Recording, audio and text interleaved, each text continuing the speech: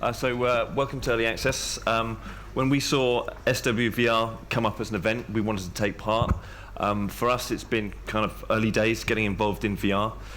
We have our first title, which has been developed for the Samsung Gear VR, called Viral, which is a physics-based arcade shooter that was released at launch as a demo. We have an updated demo that will be coming out soon, and the full version should be coming out within a month or so once the store is live.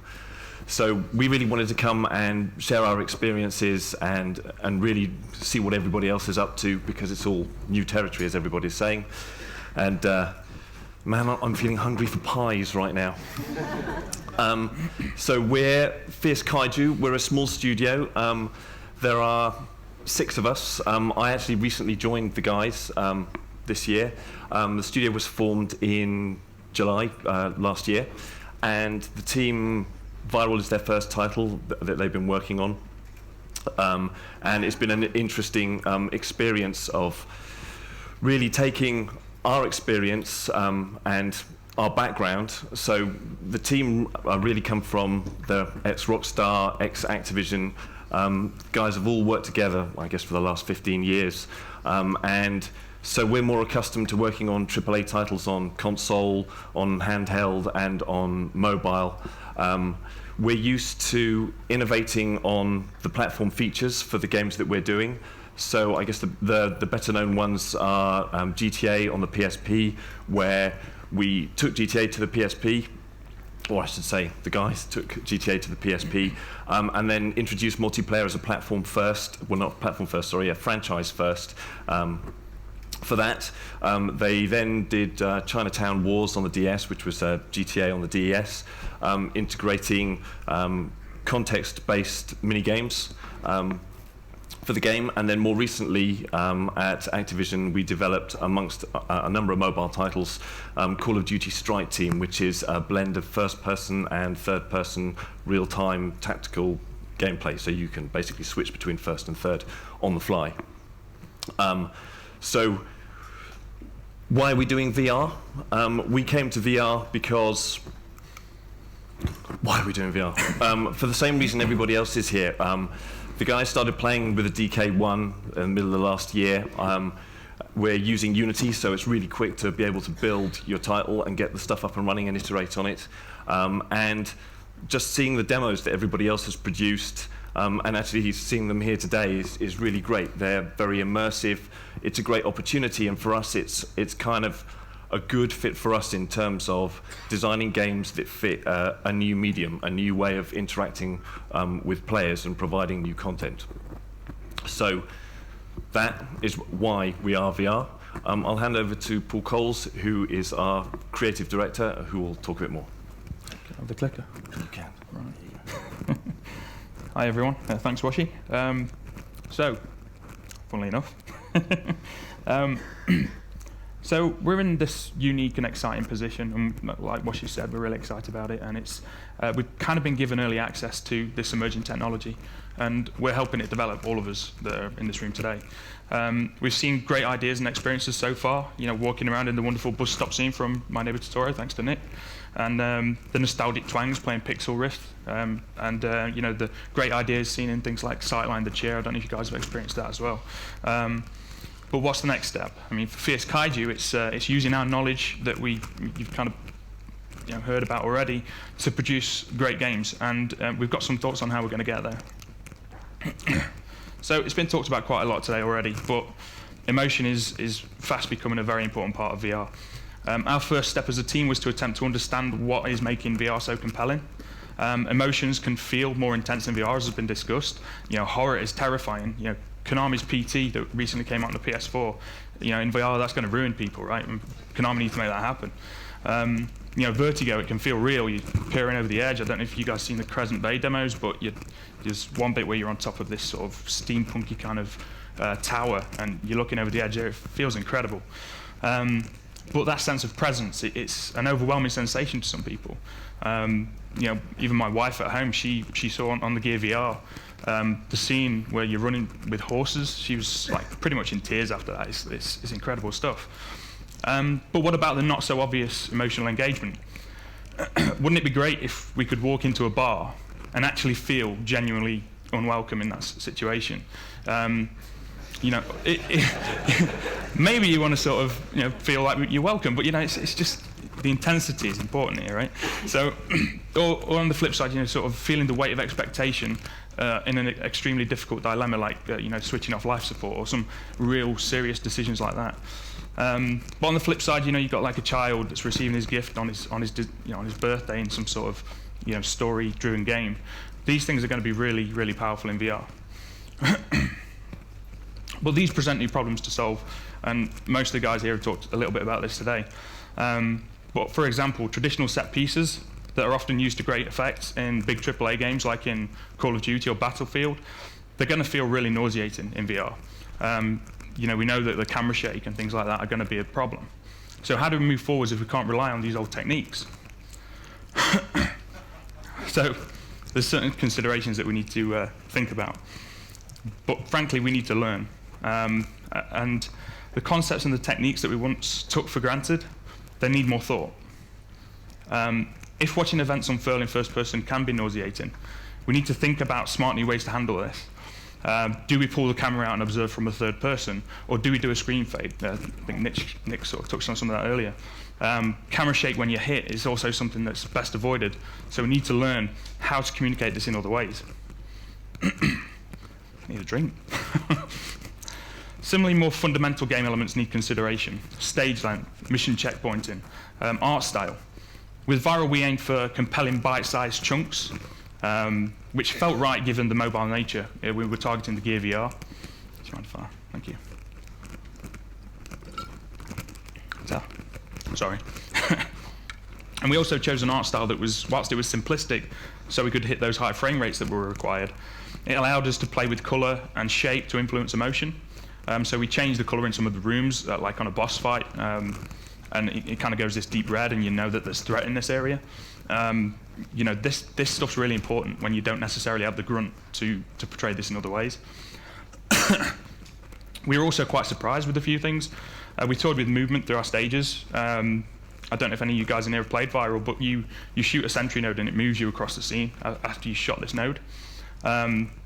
We assumed that the faster movement was going to feel nauseating to people. In fact, the opposite was true. Having people go faster to these points actually felt nicer, so we ended up landing on that decision. Thank you. But there are other important factors to be considered as well. So we think that we're at a point now where we can really improve on a cultural level. This is something that's really important to us as a team. Games fought very hard years ago to get into the mainstream, and Sony did famously well at that in the 90s and the early 2000s with Wipeout and having PlayStations in nightclubs. But we're finding that there's a repeat prescription of sort of insular subject matters, and it sort of risks alienating people, and we want to sort of pull away from that a little bit. We're starting to see people do that with VR. They're being brave and they're doing some really cool stuff, and a lot of it's on display today. But we think we can raise our game with VR, and we're touching on a wider variety of subjects. We can do this. Where were we when we started out playing games? We were all kids, right? And kids are smart. They're smarter than they're given credit for these days. What did you play when you were 10? Manic Miner. Manic Miner. Oh yeah, you're too old. I know. It's great. But when I was 10 years old, I was probably playing Mortal Kombat or I don't know. But we don't give kids the credit they deserve, and we need to inspire young people into games for the right reasons. They need to see how cool and fun games can be, and they are. And it's not just the size of your weapon or the XP or what level your character's at. These guys are going to be the next waves of devs, and just as we all once were. And some of us in here are going to be the teachers, and that's really important. But it's not only the kids, it is everybody. It's your partner, your parents, your aunts, your uncles, your grandparents. The VR genuinely has the potential to reach much further than games have before. And we're aiming not only to make content that appeals to a broad user base, but also make this content culturally relevant. We're inspired by some of the companies we used to work for in the past. People like Rockstar that have always nailed that vibe. They do it every time, and they go to great lengths to understand, sort of what is new or even old, but like always relevant, and they get it. they'll get a great soundtrack, and they'll have content that's similar to massive hits such as Sons of Anarchy or Sopranos, and they know what people are talking about, and then they'll parody it to great effect.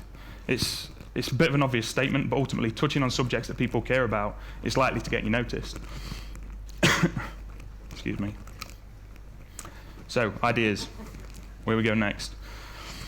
You know, with all of that stuff in mind, we feel our next steps are arguably our most important. As we progress from these awesome experiences that we've seen to sort of fully featured games, and that's going to start happening very quickly, we've got the opportunity to raise the bar, you know, to what's gone before.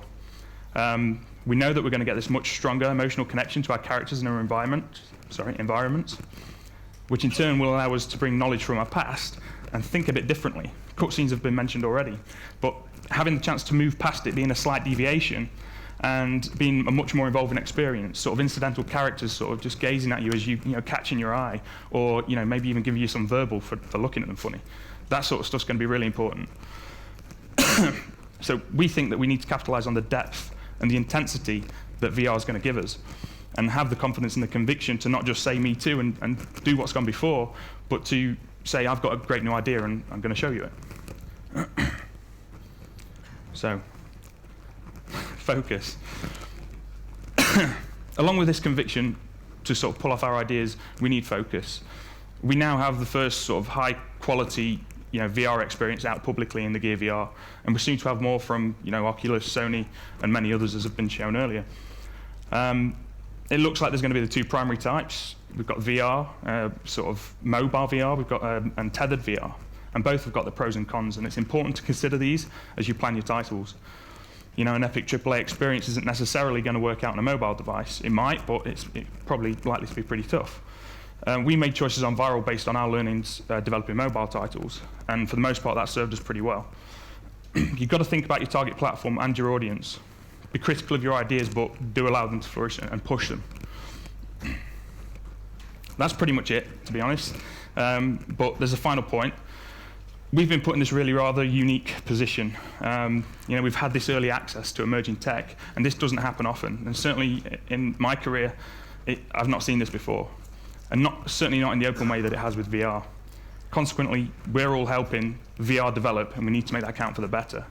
And we can start by having faith in our skills and ideas, you know, to produce and push brave new content when we're developing our games. That's pretty much it from me.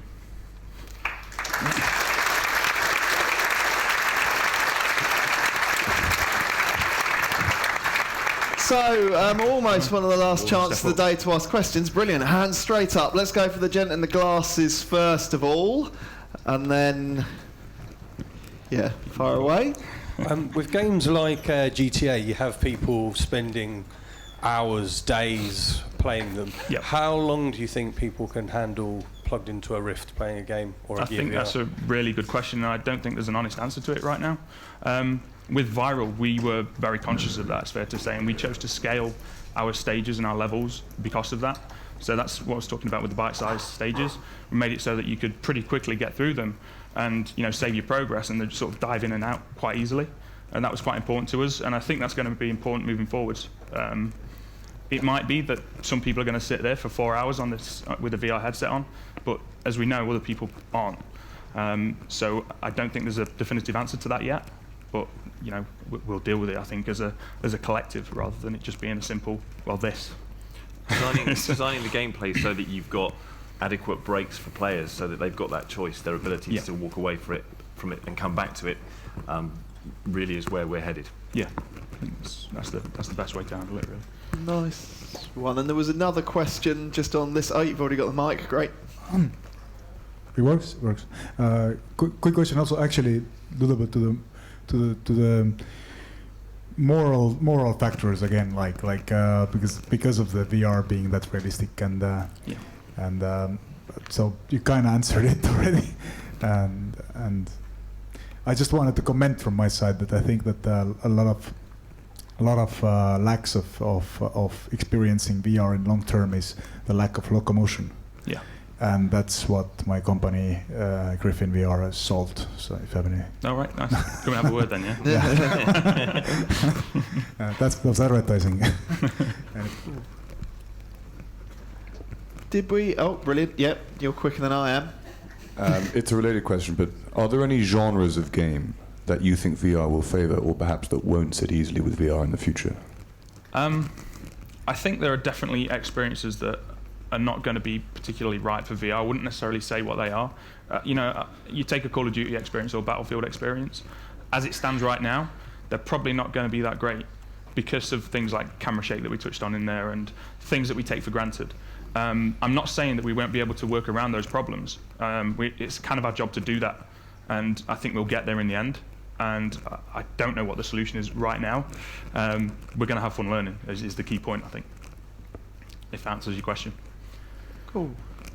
And are there any other hands up? I don't think there are. So thanks very much, guys. That's brilliant stuff.